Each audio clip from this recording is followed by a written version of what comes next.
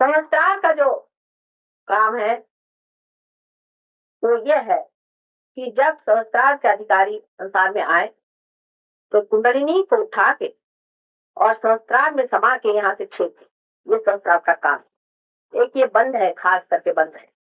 जैसे कि मैंने कहा कि राजयोग के सारे ही बंद पहले घटित होते हैं कुंडलिनी के चढ़ने में। करने नहीं पड़ते 100 बार समझ लीजिए। राजयोग किया नहीं जा सकता, ये घटित होता है अंदर अपने। हठ योग भी किया नहीं जाता, वो भी घटित होता है अंदर। जब कोई गुरु भी कराते हैं तो वो घटित करते हैं। और अंत में जो महायोग है वो संस्कार से होता है, जहाँ की आपका मिलन का समय आ जाता। तो सारी फोर्स जब आकर के यहाँ रुक गई तो संस्कार में पहले entry into the kingdom of haven होता है। यही है किंगडम ऑफ गॉड। यही इसमें जिस वक्त आपकी एंट्री होती है तो पहले निर्विचारिता आ जाती है, क्योंकि आप आज्ञा को लांघ जाते हैं, निर्विचार हो जाते हैं। जिसका आपका चित्त जो है विचार की ओर ज्यादा फैलता नहीं। पहले व्यवस्था ये कर, धीरे धीरे जो भी चित्त जितना भी सकिंग कर सके कुंडलिनी ऊपर में सकिंग कर। जब कुंडलिनी ने उसको ऊपर खींच लिया, शोषित कर लिया, जितना भी हो सका उतना ऊपर आ गया चित्त आपका, फिर वो आपकी मूर्धा जो है, जिसको कि कहना चाहिए कि ब्रेन के नीचे का हिस्सा, उसको शांत करती है कुंडलिनी सबसे पहले। और उस मूर्धा से हमारी जो दोनों ये नाड़ियां हैं, जिनको कि ईड़ा और पिंगला कहते हैं, उसमें थोड़ी बरसती है कुंडलिनी। सब में नहीं होता, बहुतों में होता है। उसकी वजह यह कि जिनकी ईड़ा या पिंगला नाड़ी नादुरुस्त हो या बहुत कार्यान्वित हो, मैंने सिंपैथेटिक जिनका बहुत चला है, तो उनके खींचे रहते हैं ऐसे ऐसे चीज। तो कुंडलिनी मूर्धा पे आकर के, मूर्धा नीचे की प्लेट है, आज्ञा में क्रॉस करने से पहले की बात, कुंडलिनी यहाँ पर छा जाती है।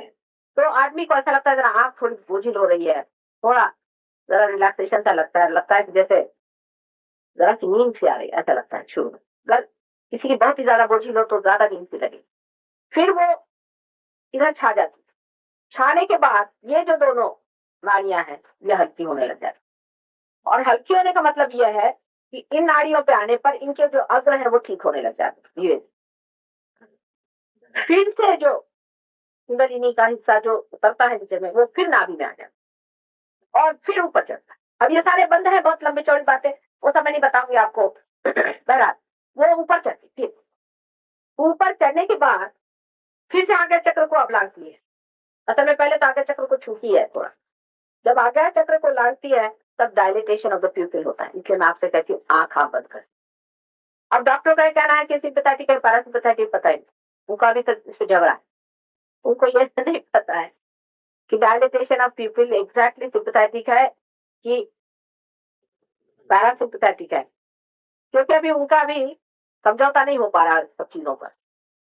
बहरहाल उनसे तो अब हम लोगों को कुछ कहना नहीं, लेकिन डायलिटेशन ऑफ द प्यूपिल होता है, आंख एकदम काली काली हो जाती।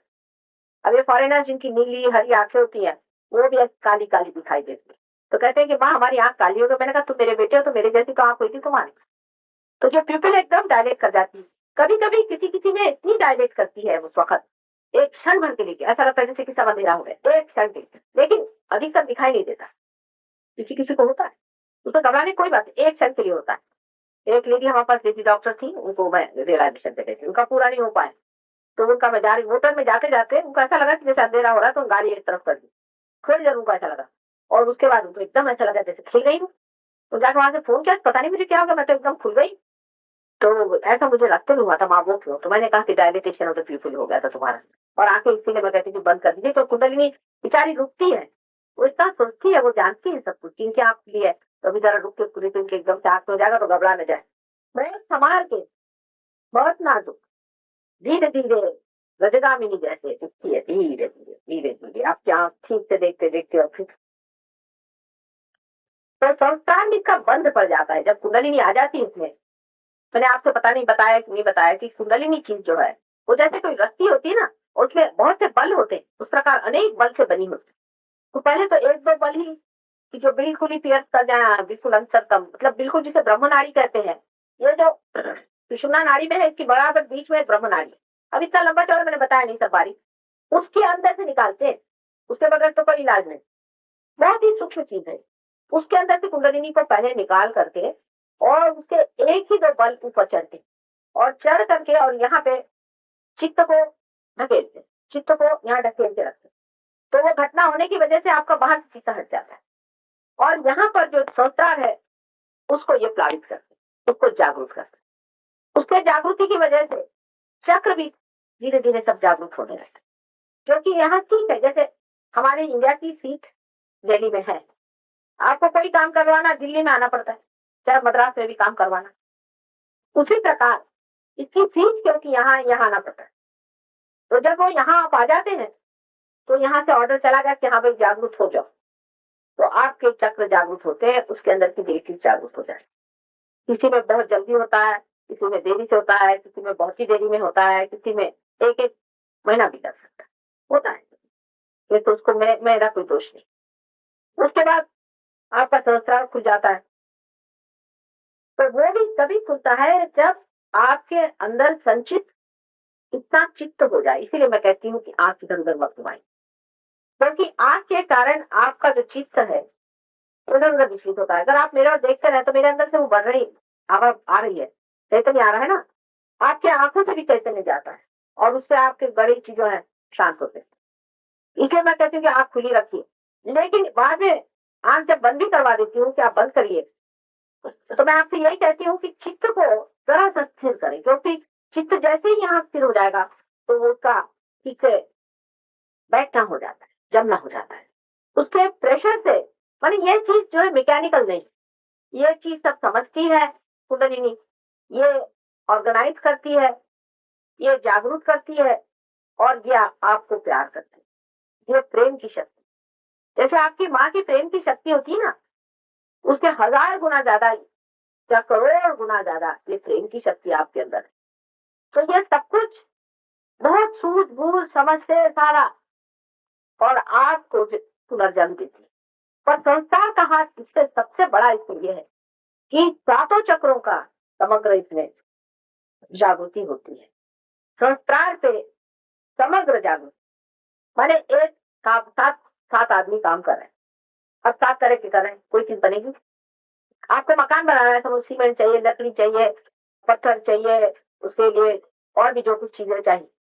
अब आप 7 चीजें अलग अलग रख दीजिए तो उसका कोई अर्थ नहीं है। उन 7 चीजों को मेल कराना, उनको कोऑर्डिनेट कराना, उनको ऑर्गेनाइज करना और अंत में जब ऐसा पूरी तरह से स्थिति हो जाए, इतना चित्त जब वहां पहुंच जाए, उस वक्त सहस्त्रार को खोल देना, ये काम सहस्त्रार करता है। सहस्त्रार के देवता जो है वो निष्कलंक है, उनका नाम निष्कलंक है। उनको कल्कि भी लोग कहते हैं। कल्कि अवतरण भी आने वाला है। कल्कि अवतरण महाविष्णु का अवतरण, मतलब विष्णु प्रिंसिपल पे ही है। विष्णु प्रिंसिपल माने इवोल्यूशनरी है, और इवोल्यूशन में 2 अंत होता है। इवोल्यूशन में हमेशा सृजन होता है और फिर संहार होता है। जैसे पहले हमारे बहुत बड़े बड़े एनिमल्स थे, मैमथ वगैरह आपने नाम सुने हैं, उनमें से हाथी भी था। तो हाथी का इवोल्यूशन हो, हाथी को बचा लिया है, क्योंकि उसको पाया कि ये ठीक है, ना बहुत बड़ा है और ना बेकार।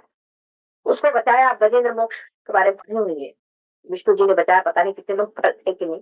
वो जगह की यहाँ गंडक के किनारे बड़ी सुंदर बनी हुई, कभी आपका मौका लगे तो जाके देखिए, बाकी में है, बहुत सुंदर जगह है। जहाँ वाल्मीकि जी के पास पिताजी जाके रहे, बहुत सुंदर जगह है, देखने लायक है।